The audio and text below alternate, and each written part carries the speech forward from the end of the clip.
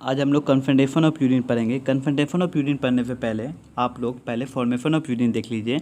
मैंने उसे 2 पार्ट में अपलोड किया है, अगर वो आप देख लेते हैं अप्रॉक्स 20 मिनट्स के होंगे।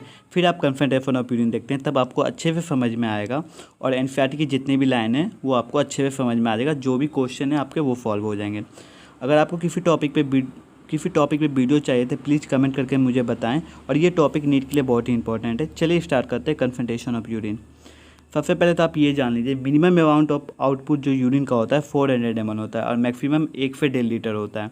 ठीक है, तो हमारे बॉडी में अगर किसी तरीके से मतलब वाटर की कमी हो जाए तो हम अपने यूरिन को कन्सनट्रेट करके किस तरीके से वाटर को सेव करते हैं वो हम लोग देखेंगे।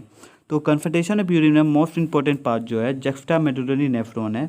ठीक है, ये जो होता है नेफ्रॉन के बारे में मैंने आपको बताया था पिछले वीडियो में। 2 पार्ट होते हैं, एक होते हैं कॉर्टिकल वाले, एक होते हैं जक्स्टा मेडुलरी वाले।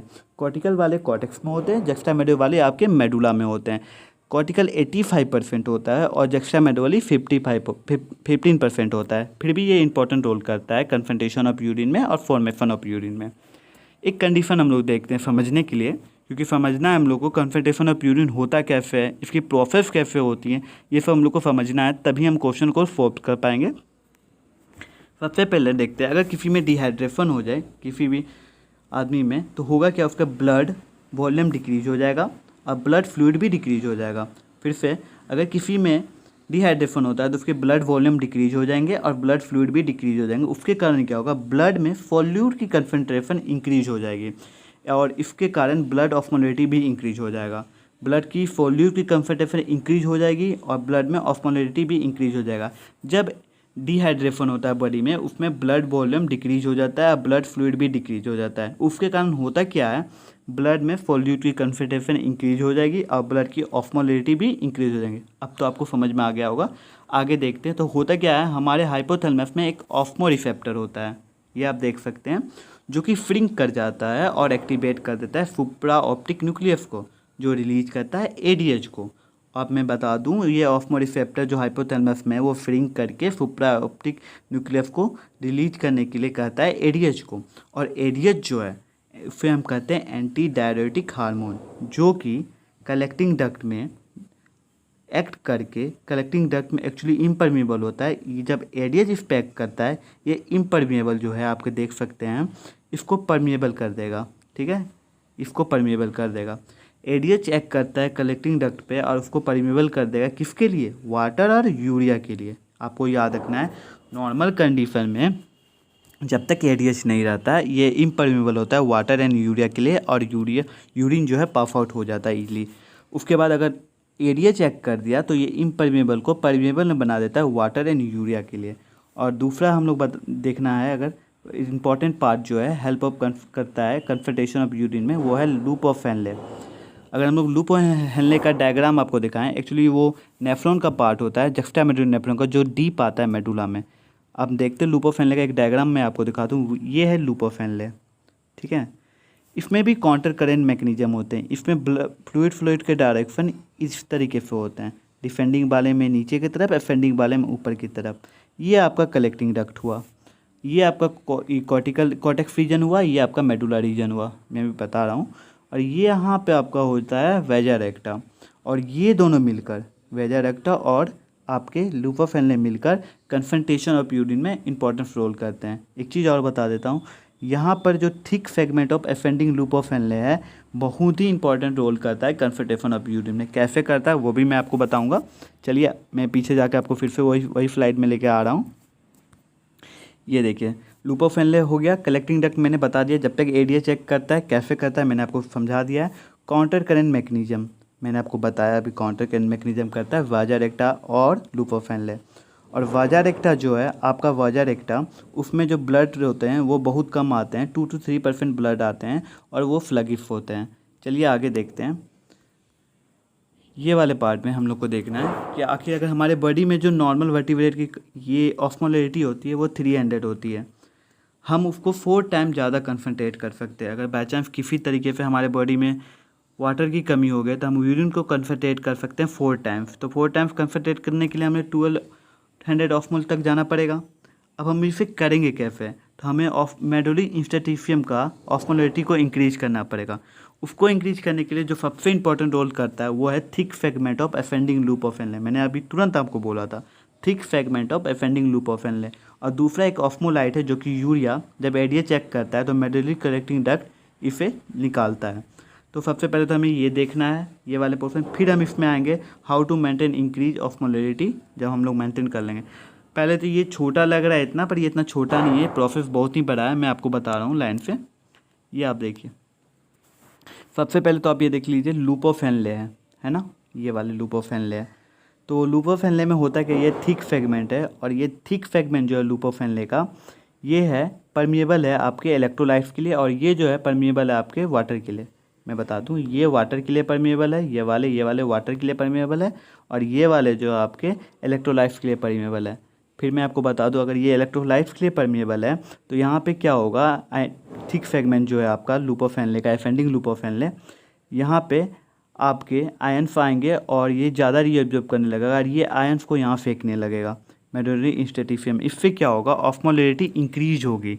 ठीक है, ऑस्मोलरिटी इंक्रीज हो रहा है, मान लीजिए होते जा रहा है, पर एक लिमिट तक आके हमें इसे रोकना पड़ेगा, क्योंकि अगर हम इसमें ज़्यादा आयन्स लाते हैं, आयन्स इसमें ज़्यादा आता है, इसकी आयनिफिटी बढ़ जाएगी। आयनिफिटी बढ़ने से हमारे बॉडी में भी इफेक्ट होगा, हम आयनिफिटी ज़्यादा इंक्रीज नहीं कर सकते। तो एक लिमिट तक जहाँ तक पॉसिबल है वहाँ तक यहाँ पे आयन्स को हम लोग लाएंगे और इसमें ऑस्मोलरिटी को इंक्रीज करेंगे। अब क्या होगा, आपको बताया था मैंने, एडीए चेक करता है कलेक्टिंग डक्ट पे, कलेक्टिंग डक्ट पे ऐड करके यूरिया को वो निकालता है। यूरिया एक ऑस्मोलाइट है और ये आयनिफिटी को नहीं बढ़ाता है, ये तो आपको समझ में आ रहा होगा। तो ये दोनों मिलकर, यहाँ वाले पोर्शन को ये दोनों मिलकर जो ऑस्मोलरिटी है उसको इंक्रीज कर लेते हैं 1200 तक। ये 300 था ना, मैंने आपको बताया था, ये 1200 तक कर लेते हैं। अब क्या होगा, यहाँ से जो फ्लूइड है, यहाँ कंसंट्रेशन ज़्यादा होने के कारण यहाँ पे जो वाटर है यहाँ आने लगेगी, यहाँ पे जो वाटर है यहाँ आने लगेगा, और यूरिया यहाँ ऑस्मोलरिटी को मेंटेन करके रखा है, इंक्रीज करके रखा है 1200 तक, जितना कंसंट्रेट कर सकता था।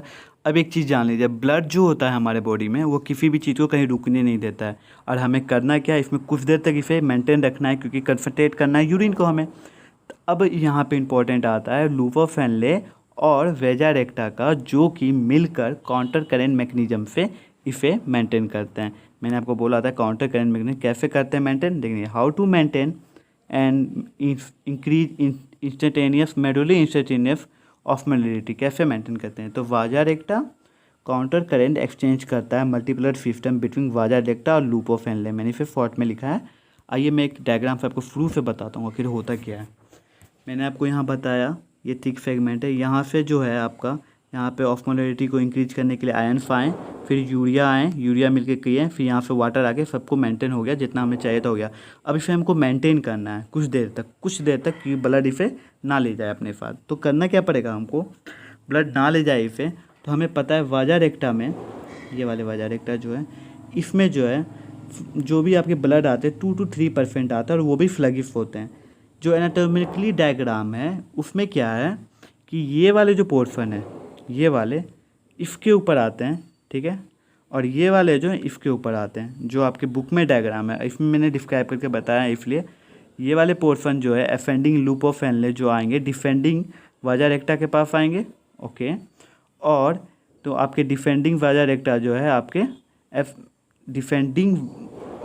असेंडिंग वाजा रेक्टा जो है आपके पास, वो आ जाएंगे आपके डिफेंडिंग लूप ऑफ एनले। और दोनों की अपोजिट काउंटर करंट होने के कारण, इस दोनों की अपोजिट काउंटर करंट होने के कारण होगा क्या, दोनों के अपोजिट काउंटर करंट होने के कारण ये एक इफरेंट आर्टियोल का स्टेट आर्टियोल है, ये वाजा रेक्टा, ठीक है।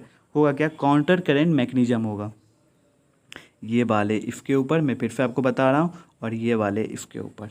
आप पलट के देख लें, अगर कोई पेज है तो उसको पलट के देख लें, आपको समझ में आ जाएगा। होगा क्या, इसमें काउंटर करंट मैकेनिज्म होगा और यूरिन को कंसंट्रेट करेगा। वो कैसे हो रहा है आप थोड़ा सा अनुमान लगाएं। यहाँ पे ब्लड सप्लाई बहुत पुअर है, 2 to 3% है, और जो है भी तो स्लगिश है। तो यहाँ पे जितने भी आयन्स हैं ये वाले पोर्शन पे, ये वाले आयन्स इस पे आएंगे ना, इस पे, तो यहाँ पे तो ब्लड जो भी है ब्लड के मतलब स्लगिश है 2 to 3%, यहाँ तो ब्लड कम आ रहा है, तो ये मेंटेन रहेगा।